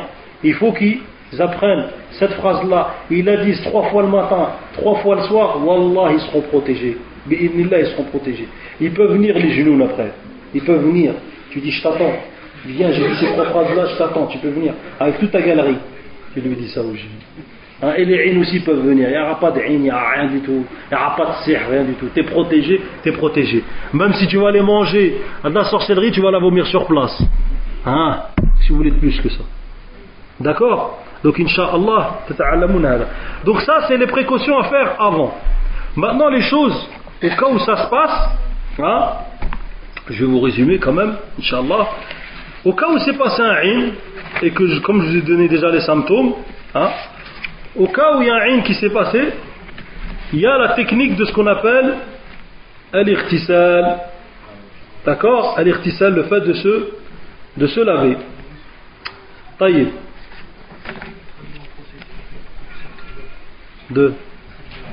Cette dua, vous avez même la citadelle en phonétique, ça? C'est pour ça que je vous ai dit, vous n'êtes pas ma'adhar. Hein. Celui qui dit 3 fois, Bismillah, ça commence par Bismillah. Alladhi, celui, hein, tu commences juste Bismillah, celui, et stop. Celui dont ne fait mal, dont par le nom ne fait mal. Donc, tu l'as la citadelle ou pas? Voilà, tu la cherches et Inch'Allah il va la trouver. Vous avez compris ça, Inch'Allah, même en phonétique. Dua numéro 85 dans la citadelle du musulman. Vous l'avez en phonétique et vous l'avez en arabe. Ta'almou ou la mat'almouhaj, Inch'Allah vous l'apprenez. Maintenant, au cas où il y a eu un in, par exemple, un jour, voilà, tu as eu une visite, ton pauvre enfant, ils ont dit: il est beau, il est beau, il est beau. Hein? Et Miskin, le soir même, il a eu une fièvre. Qu'est-ce que tu fais dans un cas comme celui-là? Si tu sais c'est qui, Hein, si tu sais c'est qui est venu et qu'il n'y a qu'une seule personne qui est venue, le prophète sallallahu alayhi wa sallam il dit idha stursiltum faghsilu. Hein, le prophète sallallahu alayhi wa sallam si il dit que celui à qui on demande le lavage, hein, qu'il est obligé de quoi? De laver la personne. Alors le lavage, on va essayer de vous retrouver le hadith en français. Ils ne le mettent pas là.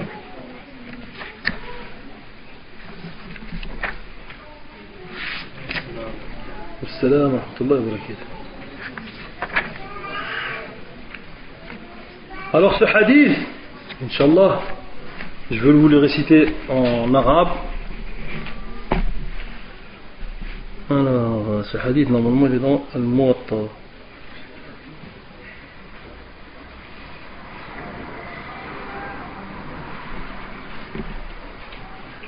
Bon, le hadith qui prouve qu'une personne peut être frappée, que la personne, la technique du lavage, hein, ce hadith là il est dans Al-Muwatta et il est authentique. C'est un compagnon qui était avec un autre compagnon. Ils sont retrouvés dans un fleuve. Il y a un moment ils sont descendus dans un fleuve et l'un allait se laver. Et l'un des deux allait se laver. Et lorsqu'il s'est déshabillé, il était étonné par la beauté de sa peau et de son corps.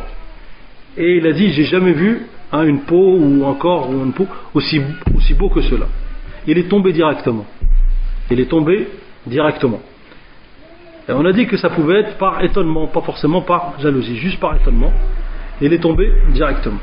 Et ensuite, cette personne-là, le prophète sallallahu alayhi wa sallam a dit comment qu'il fallait qu'il se lave, c'est-à-dire que la personne qui l'a regardé, celui qui lui a fait de l'œil, hein, a lavé la personne d'une certaine manière.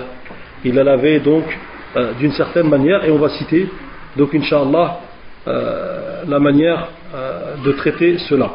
La première, donc on a dit, c'est le lavage. Si tu connais la personne qui est responsable du mauvais œil, il faut donc lui demander de faire le lavage.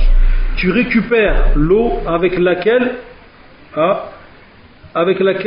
il a fait son lavage pour la verser sur la personne touchée par le mauvais œil.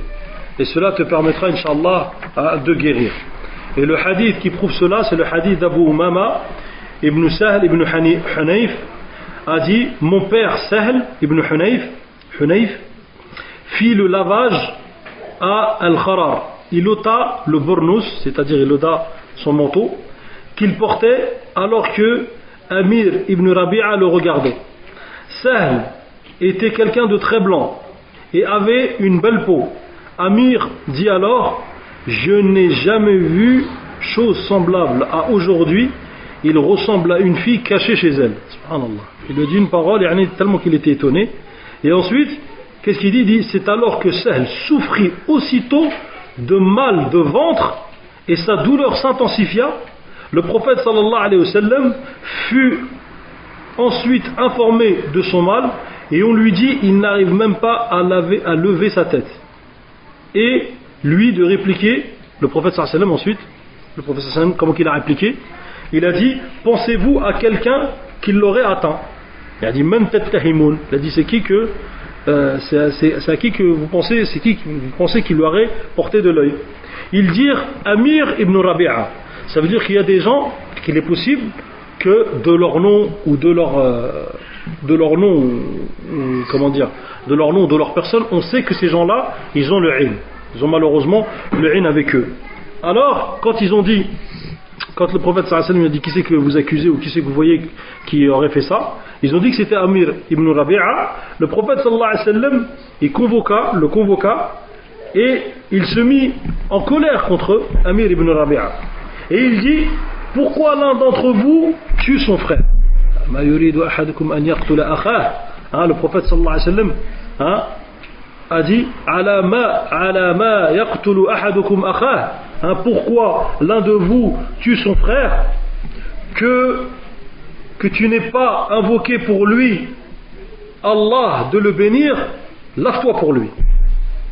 Ensuite, Amir, il lava son visage, il lava ses mains, ses coudes, ses genoux et le bout de ses pieds.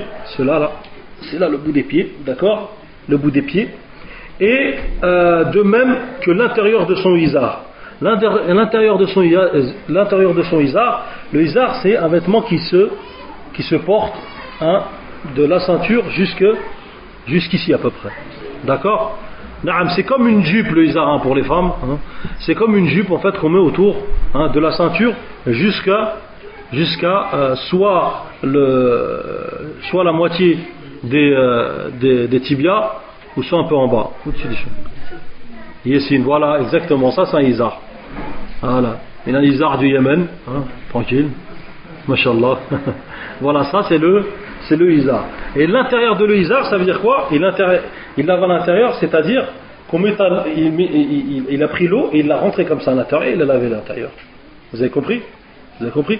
Et il y en a aussi, ils ont dit que c'était des parties spécifiques à l'intérieur qu'il fallait laver, mais ils n'ont pas ramené de preuves sur cela. Donc ensuite, une fois qu'il l'a lavé, il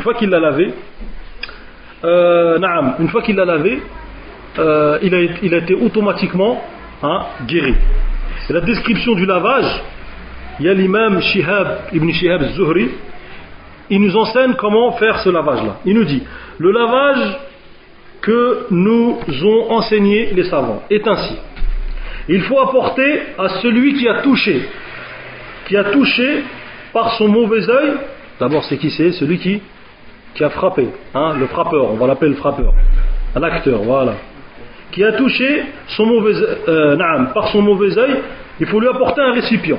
Tu lui apportes un récipient où il pénètre ses mains, puis il se gargarise. Ça veut dire quoi gargarise? Il rentre l'eau ici et ensuite il rejette de l'eau dans le récipient. Ça veut dire qu'il faut qu'il rentre dans sa bouche et ensuite il rejette l'eau dans le récipient, dans le même récipient. Il lave ensuite son visage dans le récipient et il pénètre sa main gauche et renverse l'eau sur la main droite. La main gauche sur la main droite dans le récipient, puis sa main droite et il verse l'eau sur la main gauche. Mais wallahi, cette technique-là, les frères, elle est un peu compliquée. Parce qu'ensuite, tu le prends, ensuite c'est la main gauche, la main droite, la main gauche, la main droite. Moi, je vais prendre une fatwa directement de Cheikh Ibn Baz, rahimahullah ta'ala. Tu viens, tu récupères quoi? Tu as deux techniques. Tu prends la personne, d'accord? Tu prends la personne, le frappeur, l'acteur qui a fait l'aïn. Tu récupères l'eau de son odo, d'accord? Tu récupères l'eau de son odo. Qu'est-ce que tu vas récupérer? Peut-être ça, un petit peu, d'accord? Même quelques gouttes. Tu prends de l'eau suffisante pour te laver avec.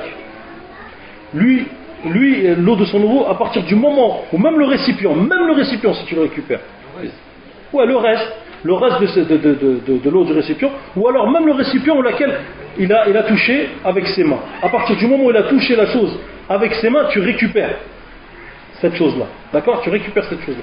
Tu mets de l'eau et tu te laves avec. Ça te suffit. Vous avez compris ça, Inch'Allah? Vous avez compris ça ou pas? Voilà. Vous avez compris?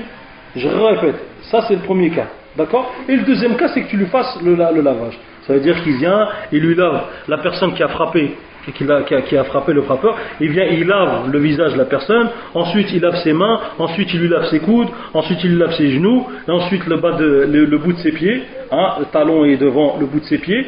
Et ensuite, de même, l'intérieur de l'izar. Et ensuite, ils disent qu'avec le reste, tu le jettes derrière son dos par signe pour enlever donc le mauvais œil. Vous avez compris ça, Inch'Allah? Ça, c'est soit la personne qui le lave elle-même, ou soit tu récupères une chose. Ça, c'est la fatwa des savants qui disent que tu récupères une chose du malade. Il y a même certains savants qui disent que tu récupères une chemise qu'il a mis la personne et tu la mets dans de l'eau. Et une fois que tu l'as fait tremper dans l'eau, tu jettes ensuite, tu redonnes la chemise et tu prends, parce que la chemise en fait elle a touché la personne. Et de ce fait-là, ils disent que, Inch'Allah Ta'ala, en utilisant l'eau pour l'odo, qui a été touchée par la personne qui a frappé l'œil, qui a frappé l'œil l'autre personne, c'est-à-dire le frappeur, hein, de cette manière-là, tu peux donc le faire. Vous avez compris ça, Inch'Allah? Donc, al-muhim, toi, tu essayes de récupérer quelque chose que le frappeur, l'acteur, celui qui est le porteur de mauvais œil, tu essayes de récupérer quelque chose de lui, que ça soit donc soit de l'eau, soit un récipient dans lequel il s'est lavé, ou soit un vêtement comme on a dit, quelque chose qu'il a touché de ses propres mains, tu le récupères et ensuite tu mets de l'eau avec et tu fais quoi? Et soit tu fais le ghusl, ou soit tu fais quoi? Soit tu fais les ablutions, ils ont dit le ghusl ou les ablutions également, ça c'est la fatwa des savants de ce que je me souviens. Wallahu a'lam.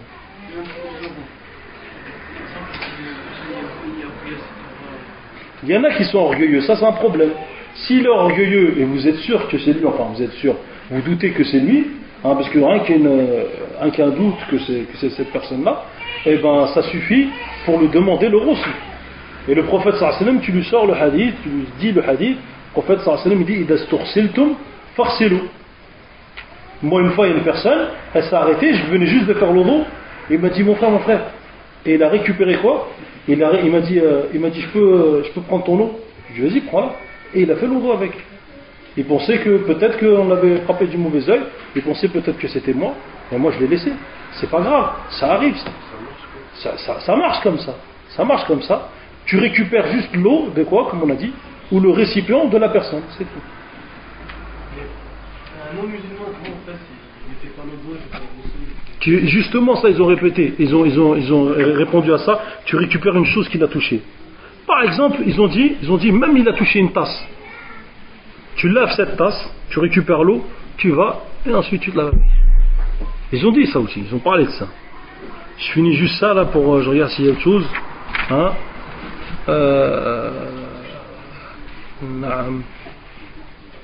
Après on va les questions, mais les Inch'Allah vous les mettez, Inch'Allah, vous les écrivez, Inch'Allah, les questions. Alors, ce qui prouve aussi la législation du lavage de celui qui touche par son mauvais œil, le prophète sallallahu alayhi wa sallam, comme on l'a dit tout à l'heure, le hadith, idha stughsiltum faghsilu. Et si on demande à quelqu'un, c'est-à-dire à quelqu'un des musulmans, à quelqu'un de se laver, qu'il le fasse. Et Aïcha radiyallahu anha dit, on demandait à celui qui atteint par son mauvais œil de faire les ablutions, puis la personne qui a été touchée de laver à son tour avec cette même eau. D'accord? Et ça veut dire que cette eau, il faut qu'elle soit quoi? Il faut qu'elle soit touchée, imprégnée de la personne.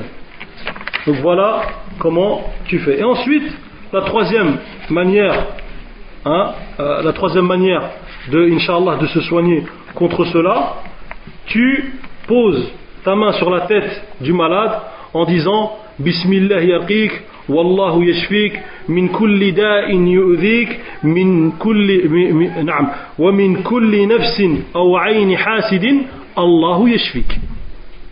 D'accord? Et ça vous le trouvez pareil dans la citadelle également.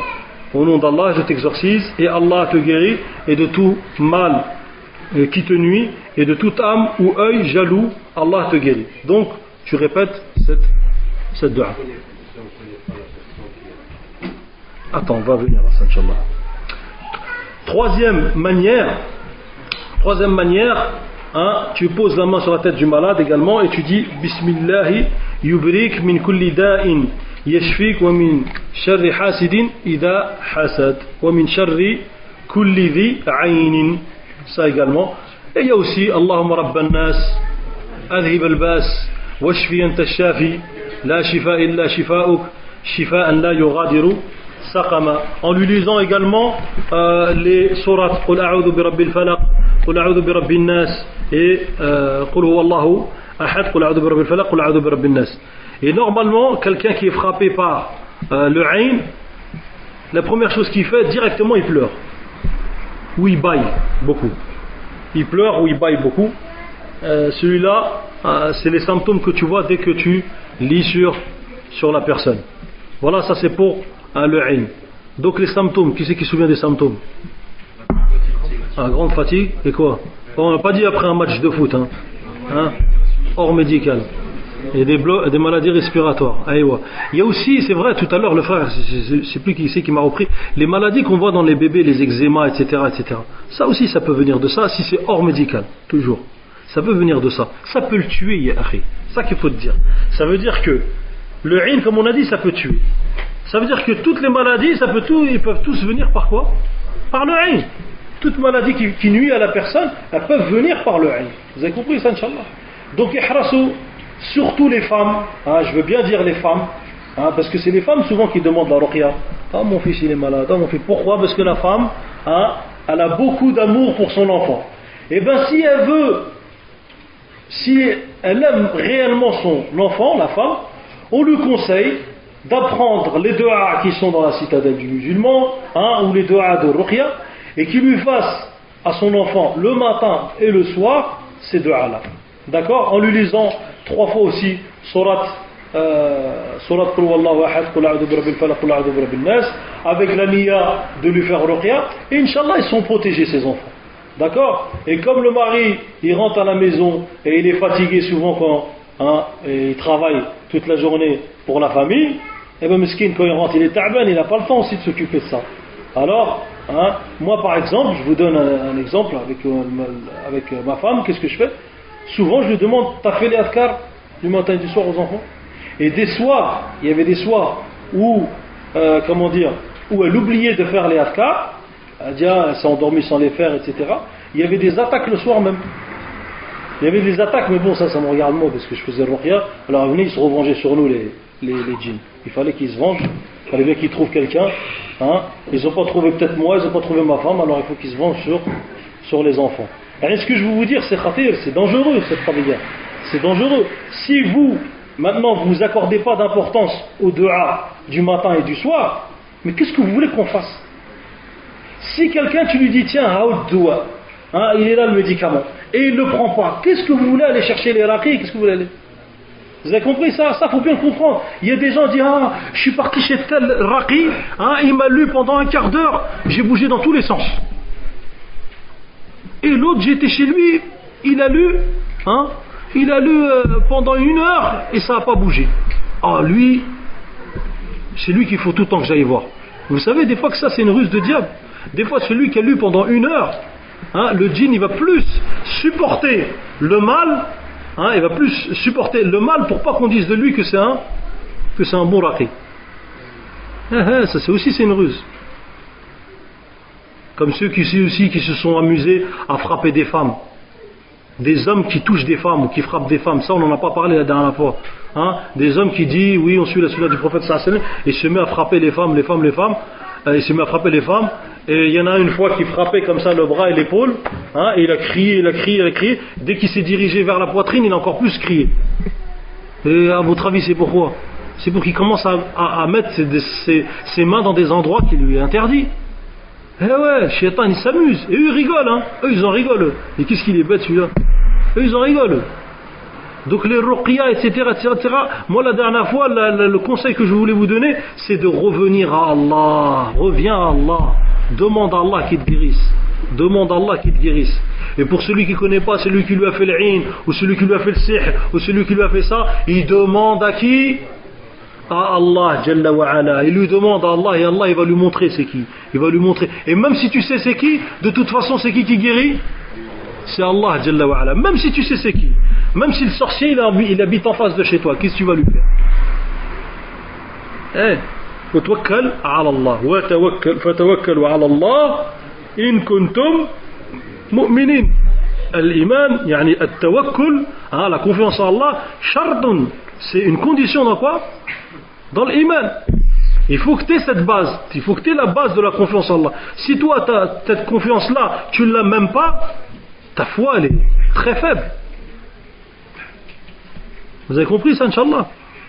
Voilà pour ce qui s'agit, Inch'Allah ta'ala, du ayn. Donc on a donné les choses qui étaient avant, les symptômes, et on a dit qu'il y a les choses qui sont après à faire. Et moi je conseille surtout les femmes, comme j'ai dit, à le faire, à apprendre bien les adhkar, et qu'ils aient pas peur, qu'il n'ait pas peur aussi surtout, qu'il n'ait pas peur. C'est pas son fils, elle a lu, elle a dit Bismillah al-Riq, son fils il a commencé à bouger, et après oh, elle sauve, elle laisse son fils. Non, subhanallah, faut pas avoir peur. Faut pas avoir peur des diables. Les diables ils sont rien. Vous savez que les diables, les shayatins, ils ont peur d'un fils d'Adam quand il n'a pas peur d'eux. Ils ont une peur de ça.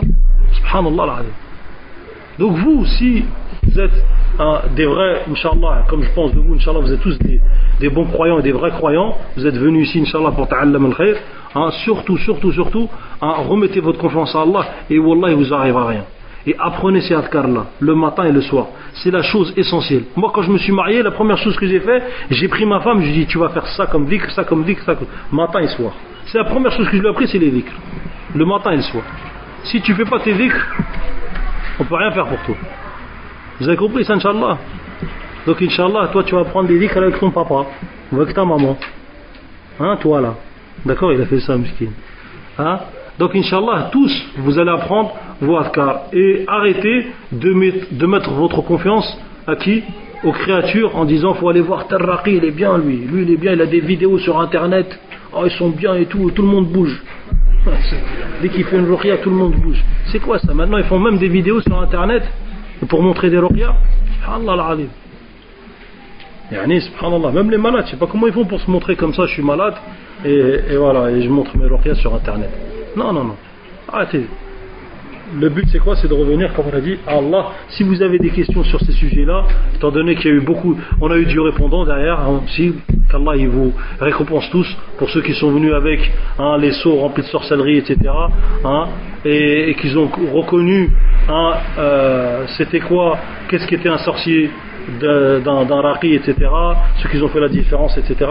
Ça a été bénéfique, alhamdulillah. Et pour la peine, Inch'Allah, si on peut vous répondre encore à des questions sur ça, étant donné que c'est beaucoup le cas, Inch'Allah, je vous répondrai, Inch'Allah, après ça.